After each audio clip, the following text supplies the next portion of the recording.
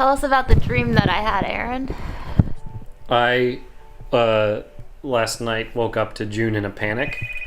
Oh. Uh, Hello. Hi. Yes. After we got the news of Mom's passing. Okay, that would be great. Via email would be a great thing. Do you know what time I can get the results by? Aaron spent about 6 hours on the phone trying to get me a flight back to New York ASAP. Okay. All right. So I should be able to make my flight today at 7? I rushed to get a PCR test done. Okay. I'm sorry, how much was that? 3,550. Okay, thank you so much. And how do I go for, how do I know when he's arrived at the hotel? Okay, thank you so much. Thank you so much. Bye-bye. 3,550? $225. Holy shit. Yeah. Do you want to look up something else? Do you want me to check for a rapid PCR somewhere in Cairo? I don't know what was going through my mind. Aaron, tell me about my penguin dream. So you woke up in a fright last night around midnight, saying that you were standing in the hallway of this hotel, and there was a baby penguin, a cute little baby penguin, and you went up to pet it or something, but then the mother was standing behind it, and she was very angry, I guess, protecting her baby, and she came up to you and started biting you in your side, and you said it was very painful, and that's when you woke up, basically in a panic, not screaming or anything, but you were sweating and breathing very heavily, and I asked, "What's wrong, June?" And you told me that. You said an emperor penguin attacked you, specifically an emperor penguin. It was big.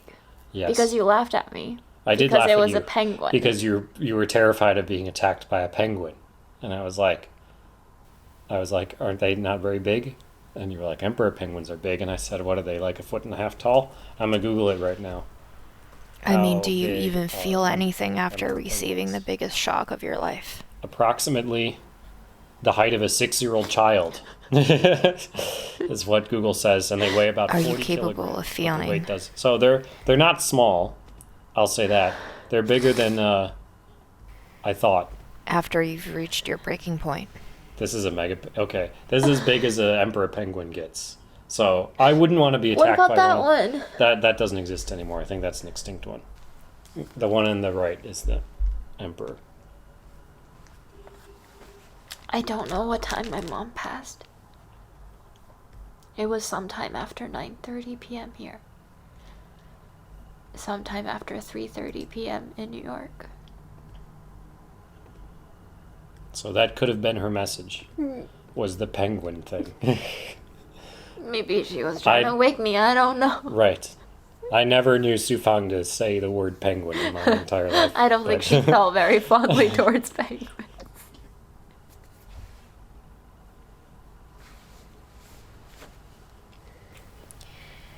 Grief is so interesting to watch back, because even though it's been almost a year now, I don't feel like I've changed much from the state that I'm watching right now. Who would have known? In a lot of ways, I was wrong about what grief was. What grief is. The last thing she told me via text was, safety is always number one. And nothing else matters. I thought that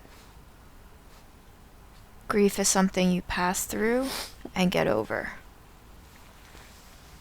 But just like the rest of life, things you experience never do leave you. I'm ready to feel all of the regret from a daughter who never appreciated her mom enough. They pass through you. This too is the way of life. And they change you. I liked her. I liked her too. She just loved me too much. And if you are determined to live, you only move forward while looking backward.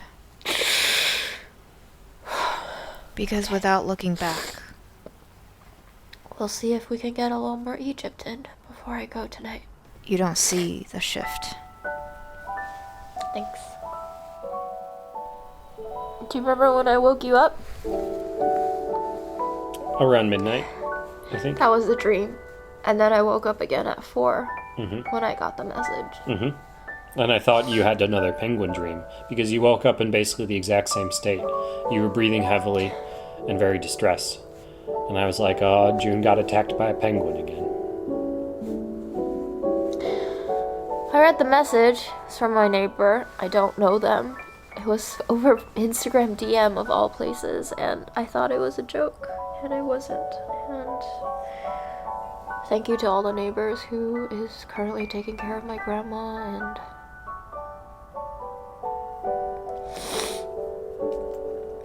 I don't think it's quite hit yet, but I'm sure we have plenty of time for that. Life continues, no matter how hard you try to stop it. I guess we'll eat some cookies. Somebody told me that this could be like a pineapple jam, the light one. Yes. I'm not sure. It has its own roadmap, and the pace is set by someone else. I can only do what I can do, Super buttery. I think my mom would have liked these. and at times it isn't very Are you going much. to bring them back for her? No. Oh, Most days these days, Have the other one. Have the big one. You have each. thank you. everything I do feels quite pointless. It's jelly-like. It is jelly inside. Bouncy. Coated in sugar on the outside. Buttery and flaky cookie. That's kind of dry, but really nice against that jellied interior. Yeah, I'm trying to pick up that flavor of the interior. It's weird. Interesting. It's maybe some rose water in there. They've always felt this way, but now more so. Now without Mom convincing me that things are worth doing. Good stuff. Not sure if the outside is coated in coconut. There could be little tiny shreds of it, but I only have my own voice all this time, telling me it's not. I just keep thinking, how can I possibly at a time like this? But life goes on, But then again, and I'm sure my mom would have wanted me to take care of myself and enjoy I think she's still here. what I can. And I think somehow her presence has become stronger in the absence of her being here with me. So I'm gonna try. Cookie cheers. Cookies, cheers. The amount to which I have I like this one more. integrated her into me without realizing. Yeah, I agree. The jelly kind of weirded me out. This one is more. Medicinal, Yeah. earthy, suits the occasion. But maybe we can mix them a little bit. Like an automatic I can transfer almost of pretend energy that's chocolate too. and That force flavor. of I don't drive. think it is, but it's sort of. Mom's point of view. They work really nice together. A little bit of the bitter date and a little bit of that sweet jelly mashed. Balance. Mom's wishes and dreams. Mom's unspoken desires. Is this grief, I think I'll save the last one for my grandma. Nice. or is You this want- just The last piece. reality? After death, do we actually continue to live in others? And for the record, I didn't eat the piece she was saving for her grandma. Yes. That's right there. This one's for my grandma.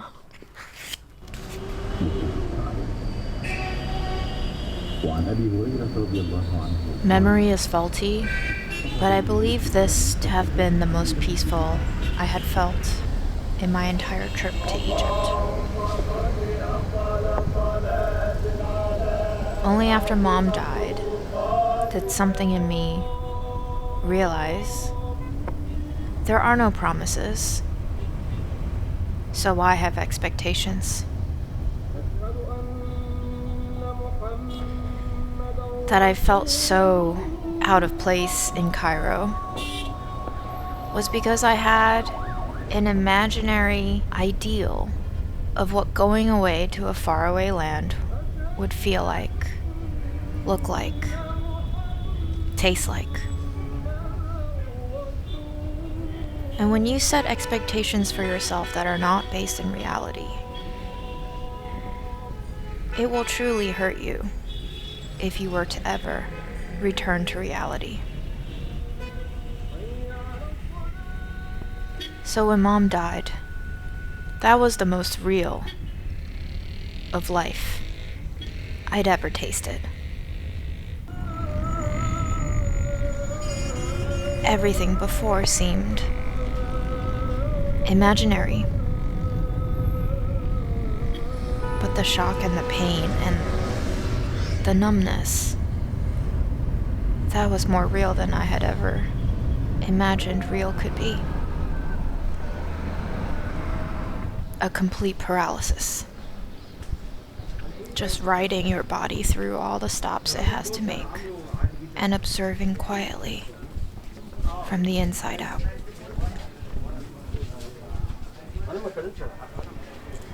As I sit here editing this on my birthday, it has been a full year since I took this trip, which also means that it's just a few days away from 1 year of you dying.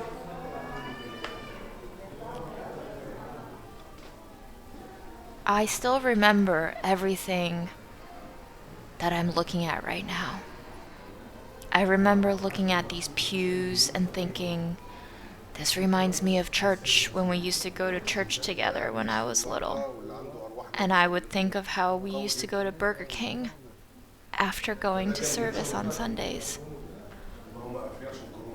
And I thought about you finding all of this interesting because you believed in Christ. And you hung on to your faith. And you lived by it. I walked without feeling. I walked with too many thoughts, none of which made sense.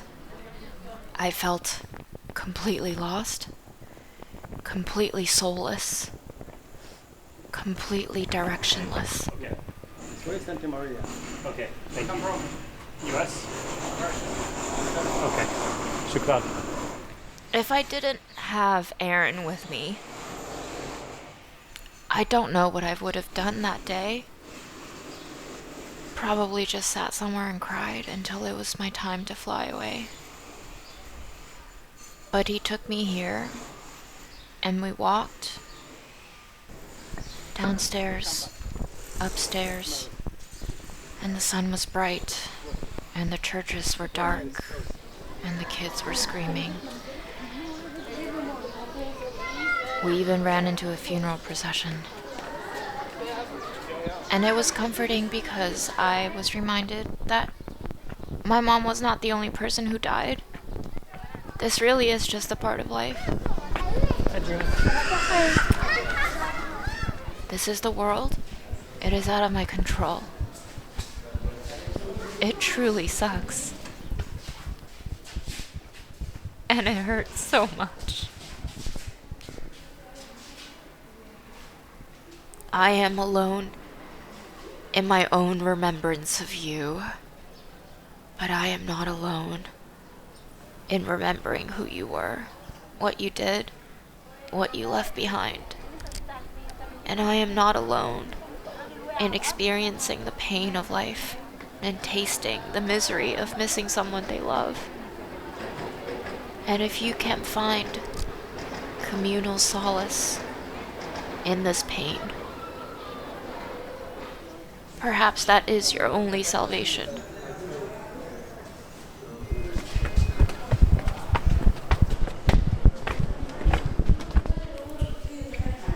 I often wonder why people tell me grief should be experienced in private. I think it's a lie that we've all been fed. And there are truly many lies we have been fed that we take to be true. It is a very personal thing to choose which lies to believe in.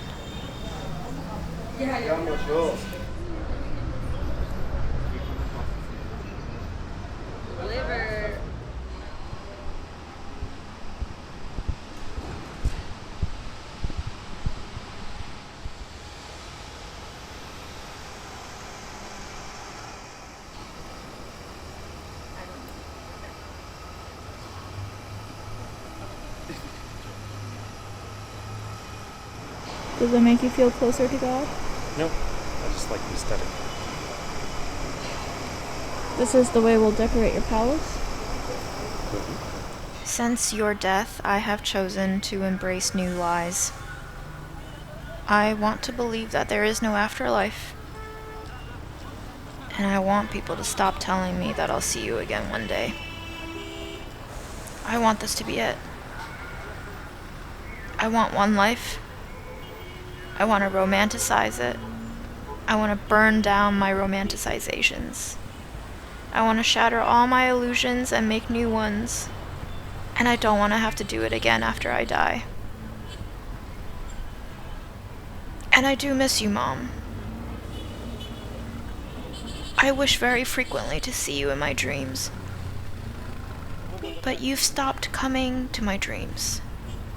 And I think maybe you were ready to go too. Finally. Freedom. And isn't that what death is? The ultimate freedom.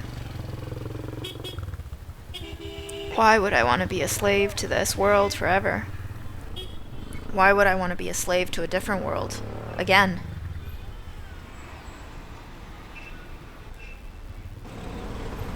My second lie is that I'm choosing to believe now I loved you as much as I could. Because if I could have loved you more, I would have. And I didn't. Whether or not that makes me a bad person, a bad daughter, I don't know. My third lie is there is no such thing as good or bad. There just is. I do what I do. I regret it. Yeah, I thought we passed it. And I either do it again or I don't.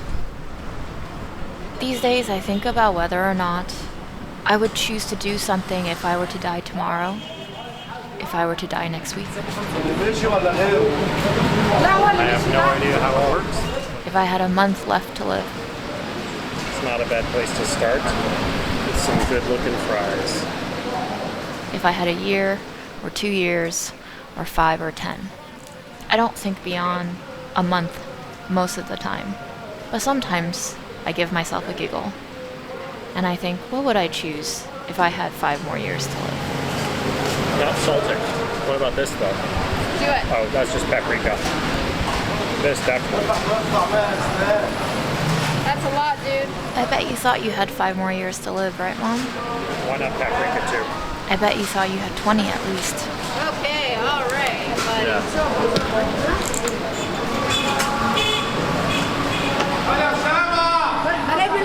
Better. I feel like they must have turmeric or saffron or Yeah, something. like yellow orange.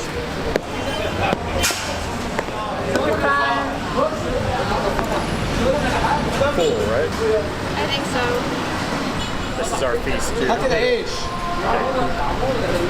Oh my God, these falafels are so beautiful.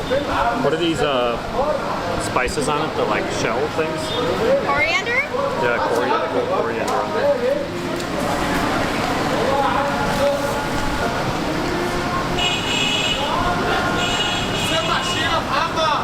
Try the pool. Just going in.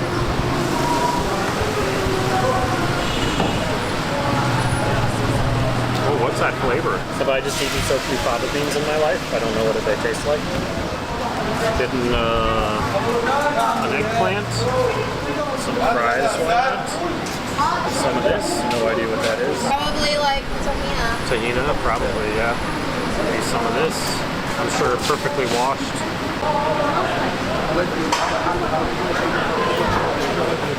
Oh yeah, that's how you eat it. No, that's a feast. Very good. Falafel time, isn't it? Time to see if you like this or the other one that we had. Falafel, some fava, some more of this because it was delicious. Some veg. Right.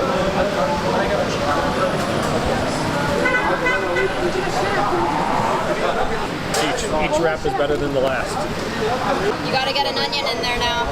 Sure do.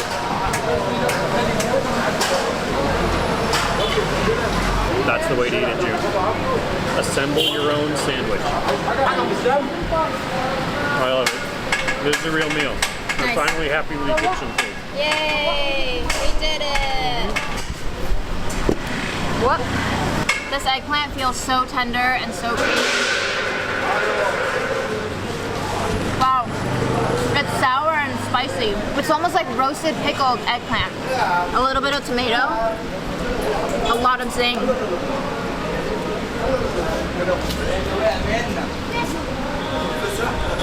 That's really fresh. Nice and mealy on the inside. It's not a hard, crunchy crust, but really good. Whoop. Really did myself in, huh? Yeah, goober. June's goobering over here.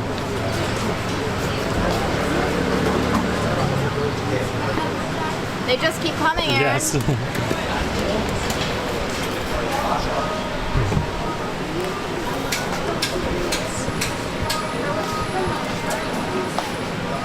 I've never seen such spongy pita before. Really interesting. Star of the show. Wow. That is so crispy on the outside and light. Every falafel in Egypt, well, we've only had two, but they are light.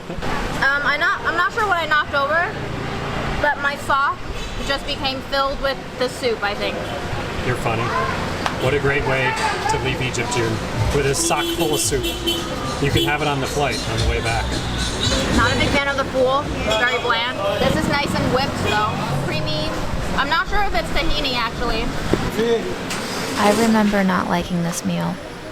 I remember not tasting much flavor, and I remember just in the back of my head thinking, what am I doing here? Mom's dead. It's decent. I'm eating. Soon I will be on a plane. I think if I had to choose, I definitely like our first falafel more. Soon I will be back in New York. It was just so salty Soon and I will addictive, have and to take care of Grandma and the face texture the was fact that very Mom light. is not coming I mean, back. this is still really good, but for some reason, despite how spiced it looks on the outside, it's not really all that flavorful for some reason. What do you think, Aaron? The back of my I head only had was one bite mixed in the sandwich. blank, I'll have to try more. but also filled with noise, fear. The back of my head was Need your spice. a void, and I felt myself being pulled into myself. The outside going in, and the inside disappearing. It just looks like hard-boiled eggs. I discovered how great my capacity for denial was when Mom died. It's been a while since I've had a straight-up hard-boiled egg, and I like it. It's incredible that I could just choose not to think about something and have it not exist. What do they taste like? Like heartier spinach, crunchier. They don't taste astringent and make your teeth squeaky. Good Egyptian feast? I'd say so. Now I have to wipe the snot off. My snot is everywhere. To direct a delusion is to control the uncontrollable for just a little while, just enough time so that you can feel like you're not dying of grief, so that you can temporarily believe that maybe this hole can be plugged with something. How's my sando looking, June? Wow. That's beautiful, Aaron. I really think everything works better together instead of on its own. That's what it's for. Or you just contemplating, or just not thinking about anything. This is very spicy. I'm at the same time trying to think about what to do and not think about what to do. I don't really want to sink into anxiety spiral. No thanks.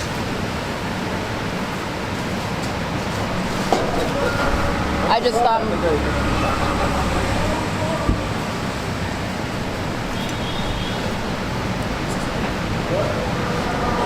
it's kind of like autopilot right now. Like I'm not even hungry, but I just know that I should be eating. Right. So I just do it.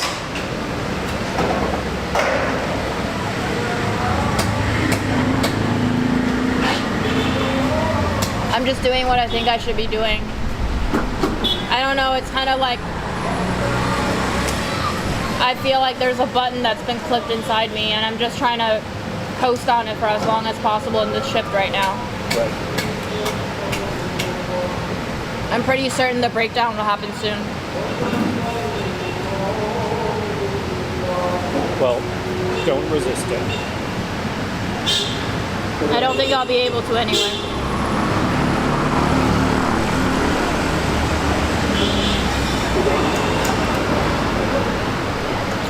You want to talk about her at all? No, I don't want to talk about her, because that would mean she's dead. Why else would I talk about my mother if she's still alive? Egg, yolk, and tahini. June says I had to try it. It's one of my favorite combos on the table. Yeah.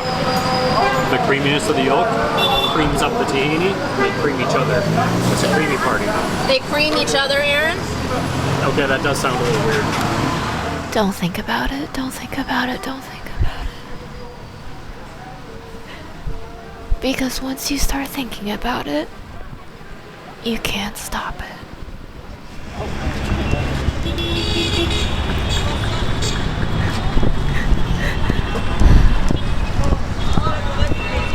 As good as anywhere to start. How quickly life falls apart without even asking if you're okay with it. How quickly you can get discarded and forgotten. How quickly things just disappear. Let enough time pass, and you're not even sure if it ever existed.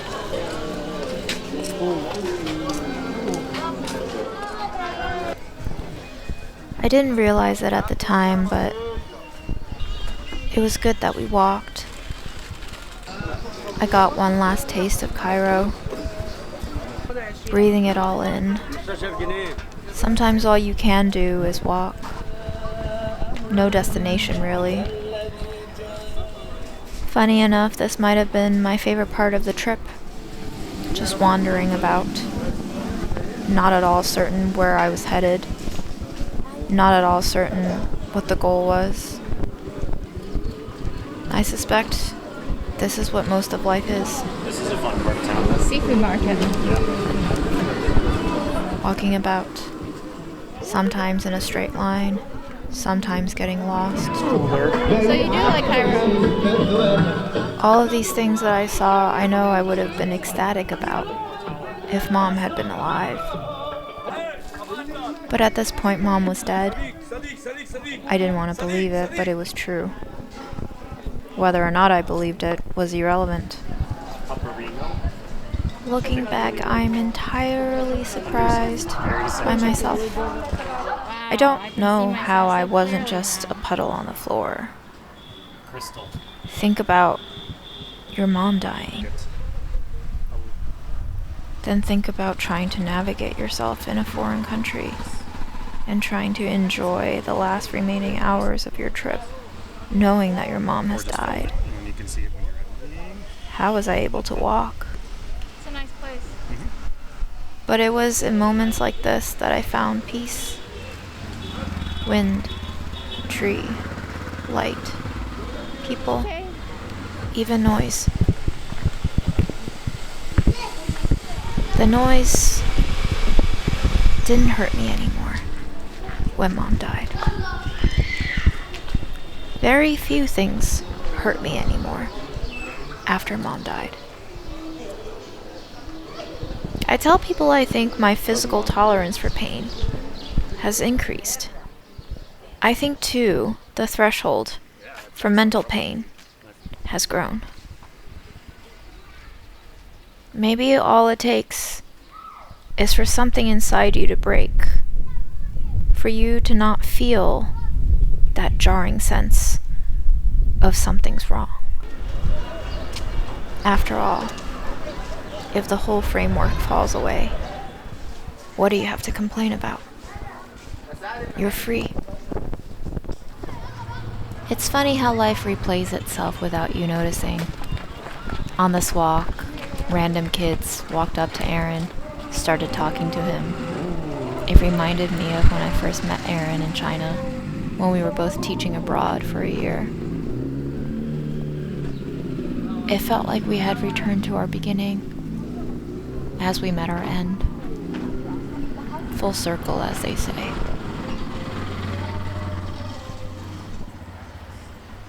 I think what really hurts about death is that we don't think about it. We celebrate our births. We celebrate our beginnings. But we sometimes just like to brush the endings under the carpet and ignore it until it festers into mold, until the dust grows into illness. All of this language we've concocted in battling cancer and killing germs, and we don't really acknowledge the cancer that we continuously battle. Ourselves, our fears, our avoidance of what is inevitable. And by making enemies of ourselves, how do we expect to live and find happiness?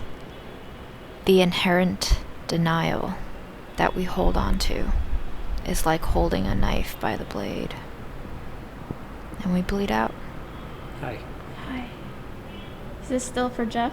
It's still for Jeff. I'm trying to get him a sigilif, which apparently exists in Egypt, but I've never seen one. I guess you can't leave Egypt until you get a sigil. We found a kambi, though. Like a Japanese convenience store? You're capturing Pokemon in the middle of a mosque? I got a nice throw. I am. Da, da, da, da, da, da, da, da. He escaped the Pokeball, but I'm going to run because I don't want a kambi. I want a sigilif, which don't seem to exist.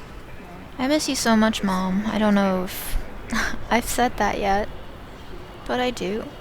It's been over a year now. I wanted to finish editing all of these videos before the year was up, but life happened, you know? Same way that you left and I stayed. For the first few months after you were gone, I didn't see you at all. And then I saw you in 4 or 5 dreams. And I think the last one made it clear that you were trying to talk to me. And I hope I gave you the sense that I'm able to take care of myself now, even in your absence.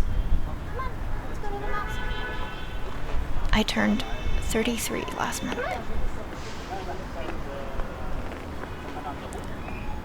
I feel 33. Finally. Welcome to the mosque. You want to show In me your around? absence, I have grown. And maybe I needed your absence in order to grow.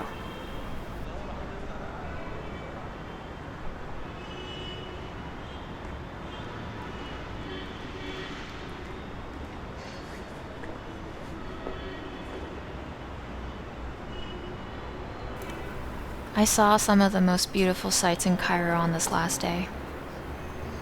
And I don't know why, but I think your death brought me so much unbearable peace. Suddenly there were no criteria to fulfill, nothing to measure against anything else. And suddenly I was just there, witnessing. Somehow you dying made me feel gone. What a big, big place this is. I remember asking you when you would let me grow up, be my own person. I guess you finally gave me my answer. I remember taking an Uber with Aaron to the airport and running around trying to find the terminal. I remember texting my friends that you had died. I remember telling them that I'm headed home, that I still need them to look after Fred because I need to go home to Grandma. And I remember sitting on that plane with both a sense of relief and doom. One, that I was going home, and two, that there would be no you. What shocks me the most in seeing this footage is how careful I had been to cover all the angles and shots.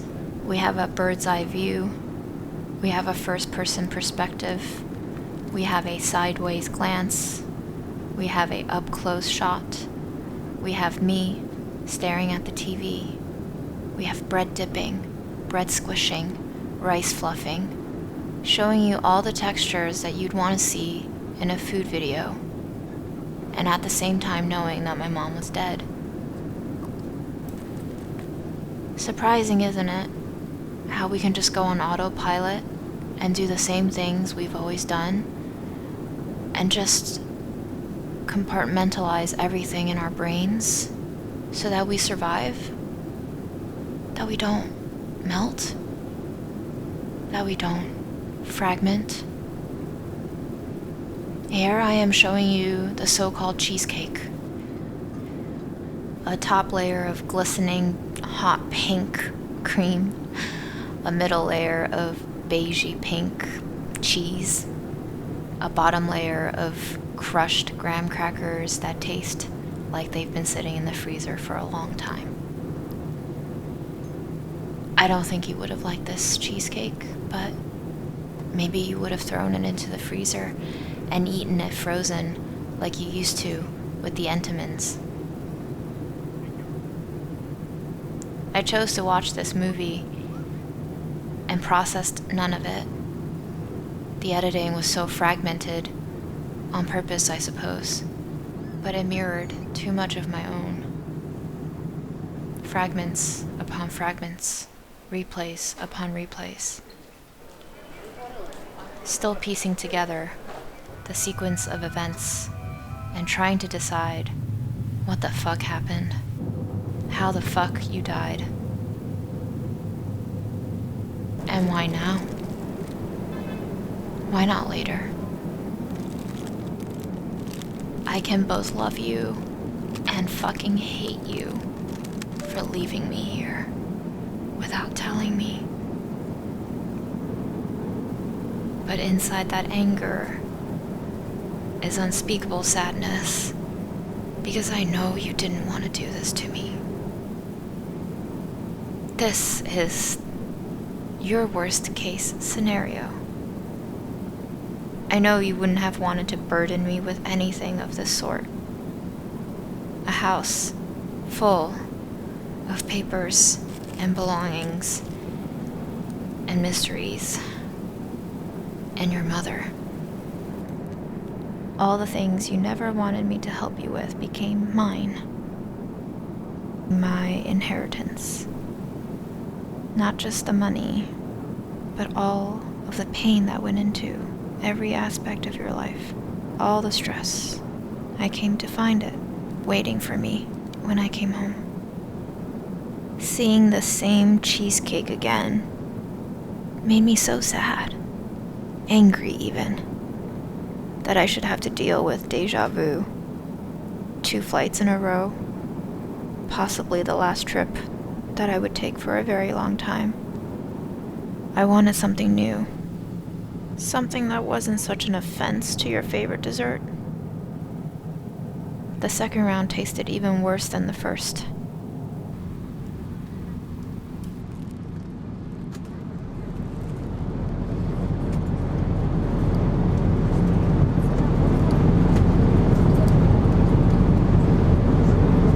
Soda water, madam. Alright.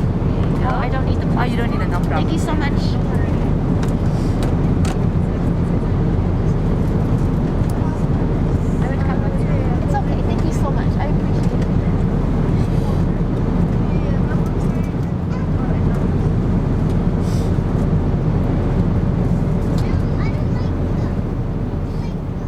tell strangers when they ask you why you're crying. I told them the truth. Over the past year, I've discovered that even if you have gone through grieving and mourning recently, when confronted with the loss of others, you still don't know quite what to say. Sometimes there are just no words for when someone leaves. I saved this yogurt because I couldn't finish it, and I didn't want to throw it away. I would later get into trouble at customs about it, along with the apple that was in my backpack. Couldn't be less concerned, though. My mom had died. What more can anyone else do to me?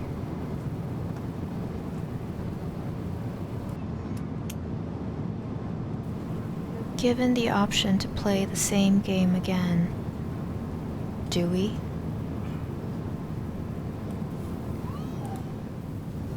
I did.